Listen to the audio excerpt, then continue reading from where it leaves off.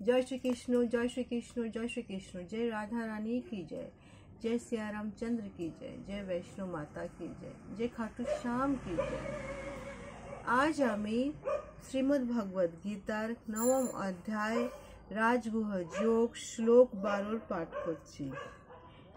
मोघाशः मोघकर्मणः मोघज्ञानः विचेतसः राक्षसीम् आसुरीं च एवः प्रकृतिं मोहिनीं শ্রেতাহ।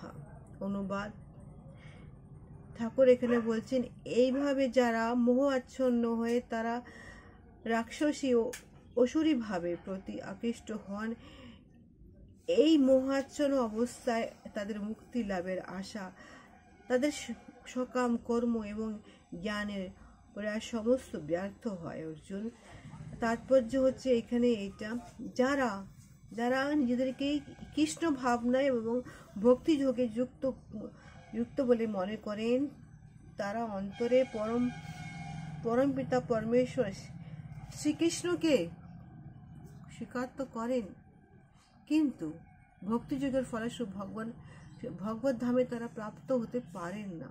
কেন পারেন না? কারণ হচ্ছে সকাম পুণ্য কর্ম নিয়োজিত দ্বারা তারা পরিবেশের এই জড় বন্ধন থেকে মুক্তি লাভের আশা করেছেন, কিন্তু সেই অনুসারে উনি ফল কি করেছিলেন? না। অর্থাৎ পারমার্থিক জ্ঞানের ক্ষেত্রে এই ধরনের নাস্তিক ও আসরিক অনুশীলন সর্বদাই নিষ্ফল হয়ে যায়। যারা যারা ঠাকুরকে ভালোবাসেন, কিন্তু ঠাকুর কি বলেছে?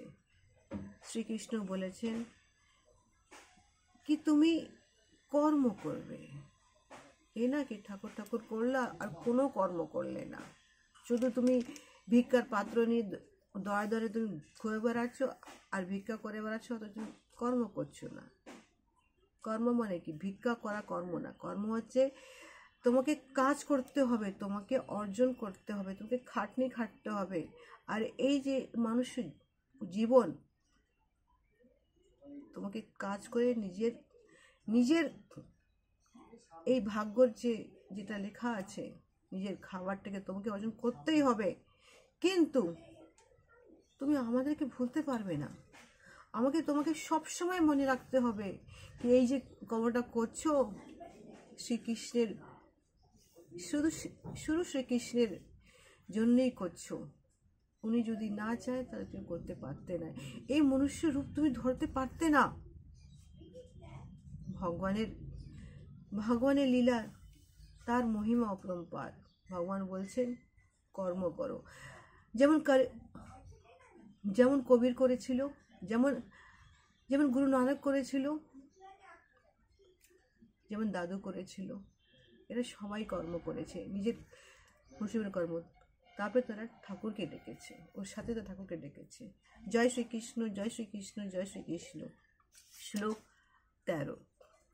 महात्मानः तु मां पार्थः दैवीं प्रकृतिं आश्रितः भजन्ति अन्यमनसः ज्ञात्वा भूतः आदिम अव्ययम्। অনুবাদ, ঠাকুর এখানে আবার বলছেন, হে পার্থ, মহামুক্ত মহাআত্মাগণ আমার দৈবী প্রকৃতিকে আশ্রয় করে তারা আমাকে সর্বভূতের আদি ও অব্যয় জেনে অন্য চিত্ত আমার ভঞ্জনা করেন। তাৎপর্য হচ্ছে এই মহাত্মার প্রথম লক্ষ্য হচ্ছে তিনি সর্বদাই দিব্য প্রাকৃতিক অধিষ্ঠ থাকবেন। তিনি কখনোই জড় প্রাকৃতিক অধীনে থাকবেন না। আরও কিভাবে সম্ভব? সেটা কিভাবে সম্ভব? অর্থাৎ পরম পুরুষোত্তর ভগবান শ্রীকৃষ্ণের শরণাগত হওয়া। ওই যে বললাম, কর্ম করো, কাজ করো,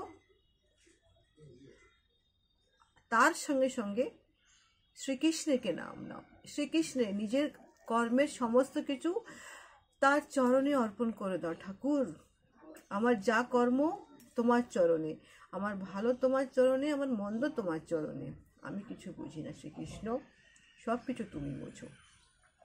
জয় শ্রীকৃষ্ণ, জয় শ্রীকৃষ্ণ। এইটাই হচ্ছে মানুষের যখন পুরুষোত্তর ভগবানের কাছে আত্মসমর্পণ করেন, ততক্ষণে তিনি মায়ের বন্ধন থেকে তিনি মুক্ত হয়ে যান।